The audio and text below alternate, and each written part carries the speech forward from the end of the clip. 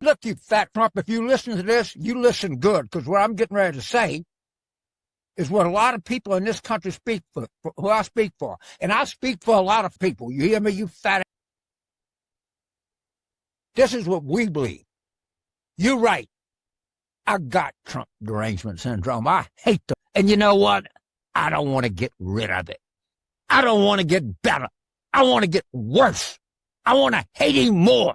I pray to God in heaven, God reign the righteous reign of Trump derangement syndrome.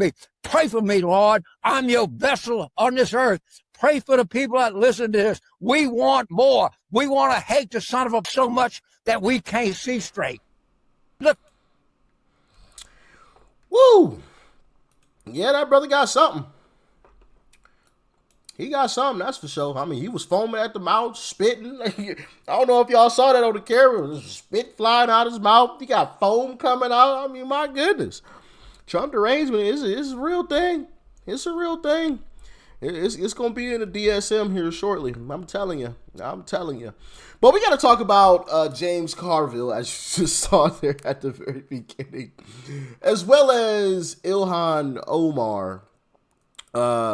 Because he had some choice words for Ilhan, and I'm kind of shocked. I'm kind of shocked because typically you don't really see too much of this from the Democrat Party.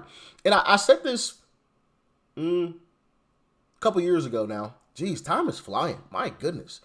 I said this 2-3 years ago now. I'm kind of jealous of the Democrat Party, right? Because at least on the outside, they all stick together. You know, there's not a whole lot of, people, talking bad about each other or disagreeing with each other out in public. In public, it's everybody's together. Everybody's together. Everybody is one heartbeat, one drum beat, however you want to phrase that. Everybody is all together, but that is slowly but surely fracturing.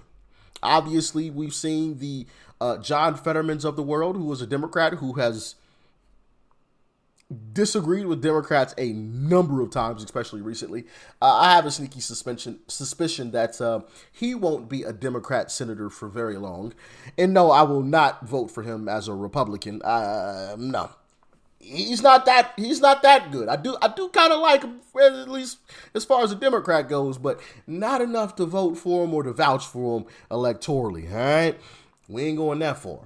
But I want to hop into a couple of these clips because I found them quite interesting, considering what I just spoke about there. That the Democrat Party typically sticks together. So let's jump into it. Lady, why don't you just get out the Democratic Party? Honestly, start your own movement.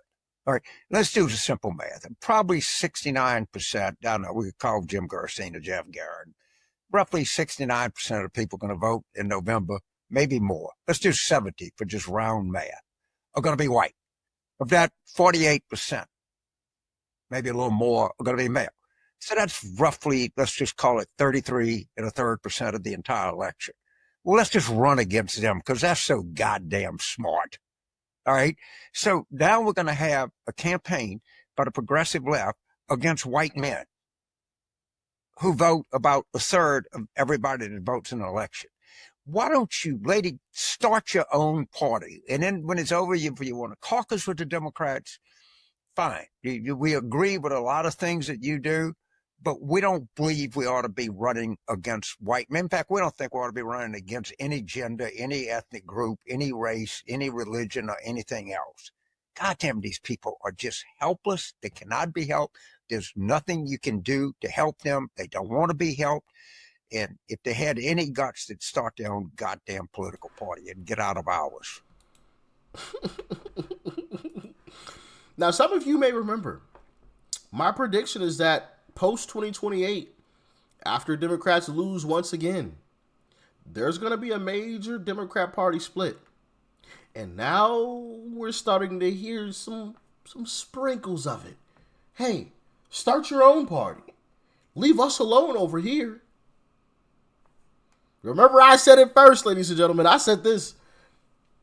I said this before this past election. I don't remember the first time that I said it. I'm sure one of you may. But I've been saying this for quite some time now. There's going to be a Democrat Party split, and that will be the end of the Democrat Party. He's also said this before, or talked about Ilhan Omar before with Stephen A. Smith. James, I want to talk to you about the other day. I saw you going off a little bit about Representative Omar, where you just told, I believe it was her, you just told her, leave the party. I mean, I want to know where that came from, and when you speak with this level of frustration, can you enlighten us about what exactly it is that you're talking about and what got you so ticked off when it came to something like that? Thank you. And by the way, I met her one time, and first of all, she's a very attractive, spoken lady. I have a lot of friends in Minneapolis, and a lot of people think well of her, but she started attacking white males. And I'm saying, wait a minute, let's stop. All right. In 2024, 72% of the people that voted were white. All right. That's just a fact. Of that 72, probably 48%, or 48.5% were male. So it's somewhere around, I did the math on the thing, about 33% of the people that are going to vote are going to be white males. Well, it's stupid to attack 33% of the voters. Right. That's not, you don't want to start there. What you try to do is you start and you build up.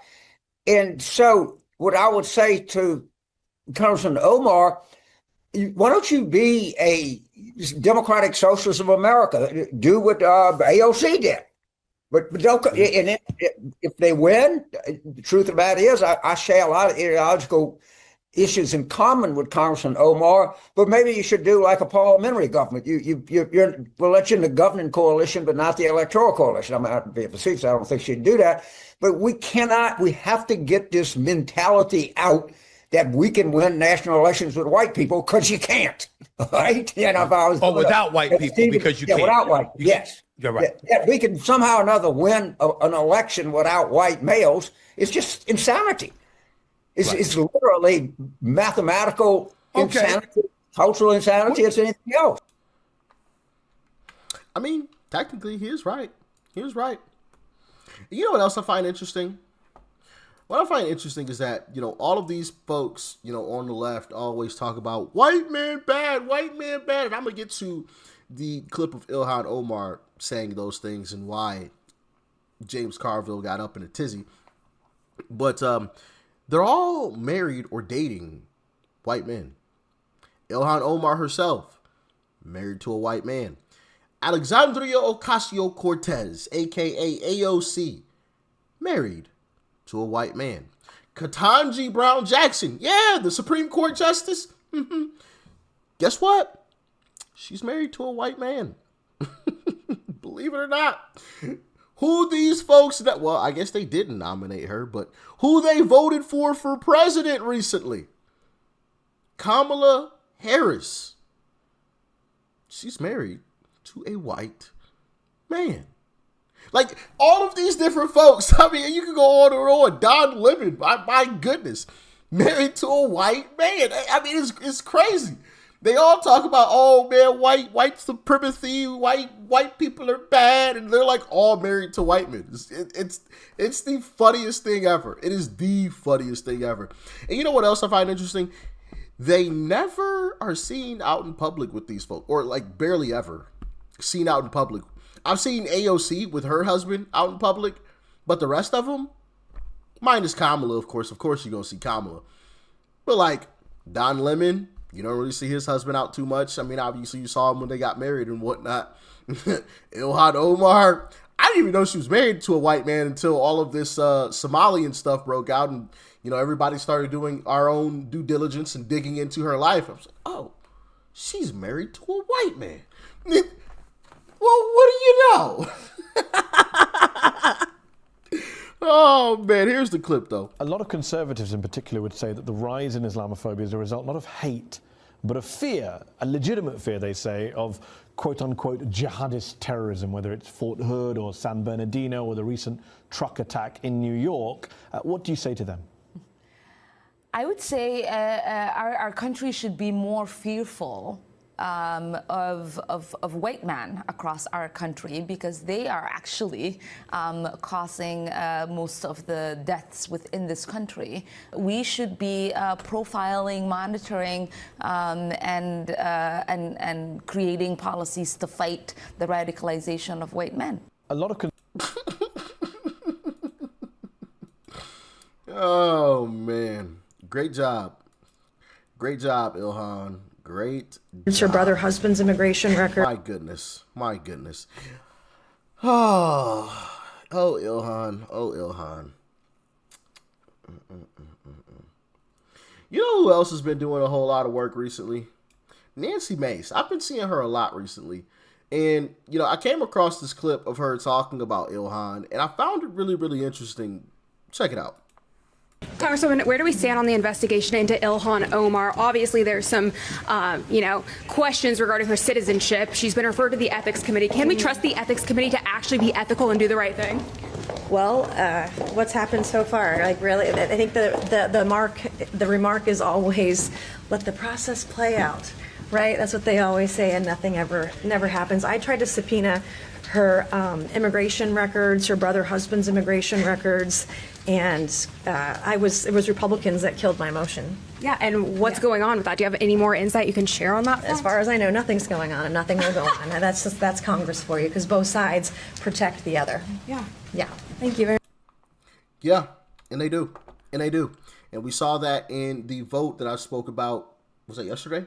Yeah, I believe it was yesterday, where Nancy Mace, Tim Burchett, and Lauren Boebert, they were all speaking about how there was a vote to expose a lot of Congress members who were accessing the slush fund of millions of dollars that Congress members could use to pay off anyone that they sexually harassed. Crazy, right? Crazy. That received like 60 something yes votes, and everybody else voted no. You know who was included in those no votes? AOC. Ilhan Omar. Yeah. The same people who scream, Epstein, Epstein, Epstein, voted no to expose their fellow Congress members who are allegedly sexually harassing folks. Crazy. But like I said, you can check out the video from yesterday to watch that in its full. All right? Y'all let me know your thoughts and your opinions about all of this. Stay safe out there. Peace and love. I'm out.